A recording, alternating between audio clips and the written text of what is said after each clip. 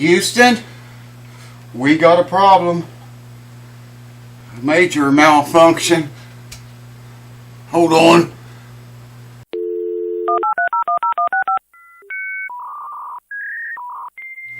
Alright, welcome back, friends. Good to see you back, and thank you for coming back again and keeping it here. Thanks to the new subscribers, the old ones that's been here forever. Thanks to the patrons over on Patreon. And I just thank everyone, man, that views this channel, except the two fat boys that thumbs down every video I do. I won't even say any more about that. Yeah, we do got major problems, but first, a lot of y'all been wanting to follow up on the phone line situation. And I've been, there's a video at the end of this that I made, bring you up to date on that. I might have told you the wrong date on that. What you see in this video, coming up at the end of this video, is actually 2 weeks and 3 days ago when that happened. Now, I did not do that. My son saw it and told me, and I went up there and looked at it. I'm glad it happened, whoever did it, but I didn't do it. Anyways, it's been 2 weeks and 3 days, and they've not come fixed it yet. No complaints, nothing, man. I found out the Frontier is the name of a phone company that did that and covered my culvert up. And we're going around right now with that. I'll keep you posted on that as time goes by. I'll let you know how it goes. Anyways, I wanted to say that first. That's on the end of this video, and I might have said the wrong date. It's actually been, as of right now, the time I'm making this, it's been 2 weeks and 3 days. But by the time you see the video, this video, it'll probably be 3 weeks or a month even. Alright, the bad news. You remember all the time I was working on this guitar this last fall. I kept saying, you know, it's still going to be a fake. It's not going to be real. It's still going to be a fake guitar. Alright, you remember when I fixed this, where this bushing goes in, insert goes in for the tailpiece. Remember how that was all ripped out and the finish was cracked right there? And I glued it all back. Remember that spongy wood down in there? You know where I'm going with this? You know where it's headed? That spongy wood. Remember what it looked like? Now you can go back and watch the old videos on this guitar where I fixed that hole. I think that's the name of the video, hole repair or something like that. Anyways, I had these things fitting in there really nice and tight. I had to wrap, I wrapped silver tape, aluminum tape around the inserts so they would fit down in there tighter, just a little bit more tighter. And they went in tight. I put a block of wood on top and drove them down in there. Well, I'm going to get the camera and bring you over here and show you what's going on. I loosened the strings on the guitar. I've been playing it every day. I even played it today, and I saw that today. I thought, man, I got to get the string tension off of that until I can work on it again. Well, I'm going to work on it today, but you're going to see it again because I got to go in there and repair that hole again. And this time, I'm going to do it. I don't know. I might cut it completely out and put a whole great big piece of new wood in there. It's going to look like shit. Unless I paint it black and can make it look like, you know, like this. I don't know how I'm going to do it yet.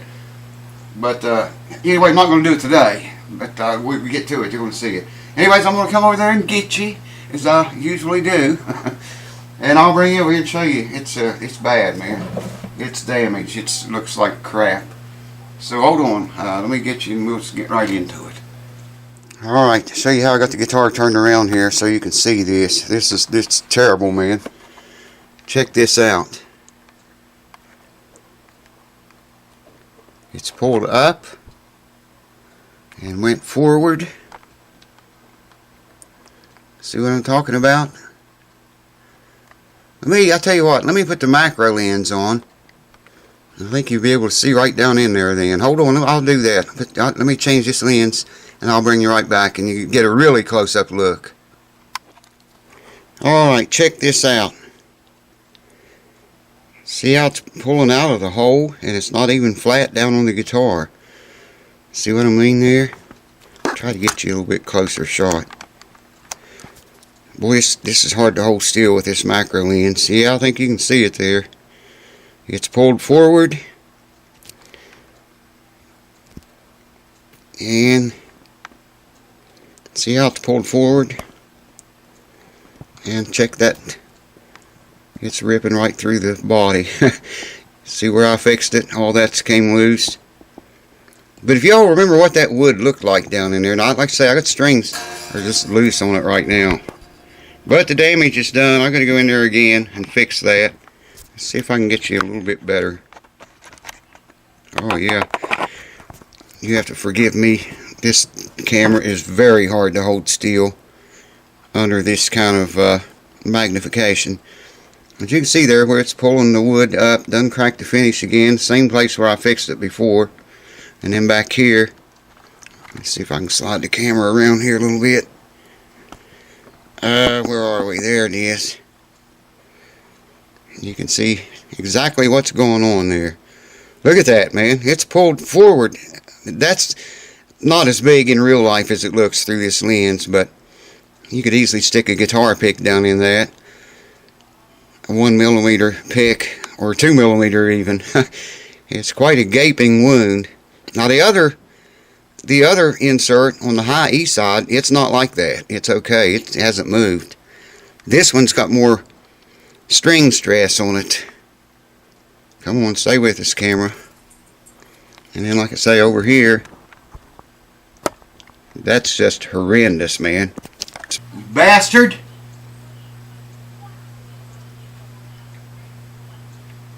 There you can see how it's pulling up, ripping out the finish, and moved forward toward there. You see how far out of the guitar it is. And like I say, I played it today, man. I've been playing it every day, but not anymore. Not until I get that fixed. I always said all the time through all those repairs, this is not a real Gibson Les Paul, and real Gibson Les Pauls don't do that. The wood's not spongy like you saw in the other video when I fixed this hole right here. Watch that video and you can see what the wood looks like down inside. Well, you'll see it again because I'm going in there again. Alright, let me put the big lens back on. This lens will not focus on anything far away. There's the big wide angle lens that you see through about 95% of the time or more. And I'm going to screw it back on now. Hold on. So there you go, folks. I'll turn the guitar back around here the right way now. You're going to be seeing this guitar again because I want to go back to the Telecaster, play on it a while, I guess. And I was going to let this go till the strings got bad, until I needed to change the strings and then fix it. But after getting down in there and looking at it today with those visors, I thought, whoa, man, I need to take the stress off, the string stress off of it now, and work on it pretty soon, you know. So, and you're going to see that Wynn's Gypsy Jazz guitar again. I don't like the strings on that guitar, man. I got a set of Martin Silk and Steel, and it says standard, Silk and Steel standard, 0.0, now get this, 0.0115, that's the high E, to 0.047 is the low E. That's kind of light gauge, but I think that would be good for that Wynn's guitar. But if y'all have ever tried Silk and Steel, let me know in the comments below what you think of them. I've played on them before, but I've never really put them on one of my instruments and played them for days. So let me know what you think of them. That's what I got for the Wynn's Gypsy Jazz guitar. I'm going to put them on. I know I'm going to have to set it up again. I think I want to try to get the action a little bit lower if I can without sanding that bridge, the wings completely away. Well, even if it does, I'm going to get it down lower and set it up for these strings right here. And yeah, I've been trying to play that guitar, and you can't, it's unbearable, man, the strings on it now. Before it was the action so high. Well, I got the action down pretty decent right now, but those strings, I've never played on strings like that before. So I'm going to replace them with these. Here's what I'll show you the carton, what it looked like. And like I say, they're a really oddball size. 0.0115 to 0.047, 47 thousandths. Anyway, you're going to see that guitar again, and you're definitely going to see this one again. And I don't know which one first, but maybe this one first, because I want to get that fixed, the Les Paul I'm talking about. I don't know if you can see it or not. So anyways, the phone line problem is an ongoing thing, and the thing with Frontier is ongoing. They're still saying they don't know anybody that worked on an underground line. That's really weird. The reason I know it's Frontier is because a buddy of mine lives up the hill, up that street I showed you where the ditch line is. He lives up the top of the hill around there a little ways. he wanted faster internet, and he said Frontier told him they had to replace that line before he could get above 6 megabits. I guess that's as fast as he can get.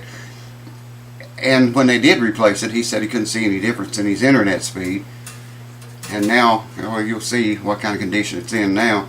But it's been 2 weeks and 3 days today, and they've not come fixed it yet. And I've been waiting for them, watching for them, and when they come, I'm going to take the camera, and you guys are going to have a hell of a show to watch, because I'm going to get in their shit big time. And I'm going to try to get it all on video for you if I can. But it don't look like they're going to come fix it. So I don't know. We'll see, I guess. Cheers. Thanks for watching. Pray for the Les Paul. It's going to go under the knife again, I guess. I love that guitar, the way it played, the way I have it set up and everything. I'm going to fix it, man. I'm going to fix it. And this time, it'll hold. Cheers. See you soon. Come on, I've been wondering where you was at. Yeah, your YouTube family, our YouTube family, has been missing you. I told him you got a new haircut. Yeah, they wanted to see. Of course, it's grown back out a little bit now. Tell the YouTube family. So see him up there? See him? Tell them, say, we love you. Tell them, say, we love you. Easy. The boogity bop. The boogity bop. What? What is it? We're going to have help. Zeke's going to chime in. We're going to get to 3-part harmony. You can't do that. The boogity bop. Get over here, Zeke. Here we go.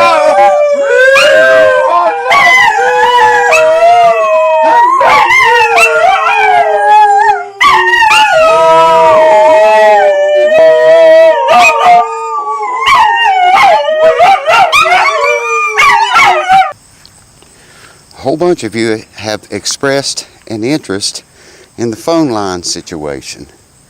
Now you can see here I shoveled up a little wall there, packed it down with my truck, ran over it, packed it down, and made a little ditch over here to curve the water on that side of it. I can't see the phone, it's dim. I opened this end of the culvert up a little bit. I got to get in there and dig some more. Hopefully you can see what I got a little bit open there. I need to dig the rest of that out. Anyways, I dug this ditch down through here to open it up. But it's been a week and 3 days. It's been like that. I don't know what happened to it. Someone ran over it, I guess. There was tracks here. There is a little bit still. But I was going to bring the camera up here when I chewed their ass about it. Like I say, it's been a week and 3 days. They've not come back yet. I see some line laying down there. I can't see the camera monitor, but someone ran over it, tore it all to shit. It must not be very important because they haven't fixed it yet. Anyways, if they do come back, I'll get it on video. There's the light pole where the phone line pole, where the line comes down it and goes into the ground. And I can't get a good shot of it, but you can see, I think maybe you can see it's got a garbage bag tied. That's how they waterproof their phone line, with a garbage bag. That's some serious ingenuity right there. Anyways, the phone company is Frontier Networks. Frontier, look them up, Google them, and then run from them as fast and far as you can and never have them as your phone provider. This is the kind of shit they do. There is trouble. There comes trouble, folks. New haircut, new hairdo and all. Cue ball, you ready to go? Cue ball, let's go. Come on. Good girl, let's go. Trouble at its best. I'll stick her on the phone company. Ready to go? Good girl.